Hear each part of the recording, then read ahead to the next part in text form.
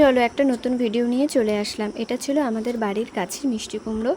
তো মাকে বলছিলাম যেদিন তুমি কাটবা সেদিন আমাকে বলবে, সেদিন আমি ভিডিও করব। মিষ্টি কুমড়োটা অনেকটা বড় ছিল, দাঁড়াও আমি তোমাদেরকে দেখাচ্ছি। ছেড়ে দাও।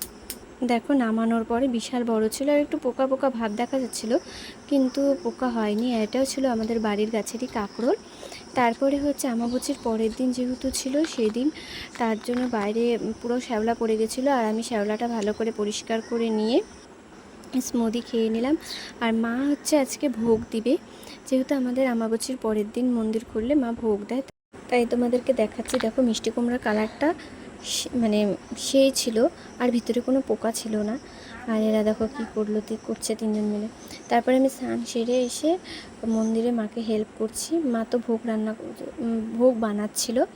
তারপরে আমি ভাবলাম আজকে যেহেতু অনেক ফুল তুলছি, তো তাহলে হচ্ছে আমি কয়েকটা মালা তৈরি করি।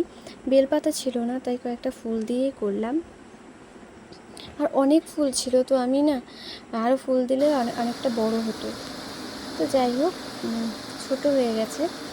তারপরে দেখো মা আবার বলছি বা ভোগ বানাচ্ছে। তো আর এদিকে দেখো বসে আছে মার দিকে তাকিয়ে। তো তারপরে হচ্ছে পূজা দিয়ে সেই 3টে সাড়ে 3টার মতন বেজে গেছিলো। তারপরে আর ভোগটা খেতে এত অসাধারণ টেস্ট হয়েছে, তোমাদের কী আর বলবো।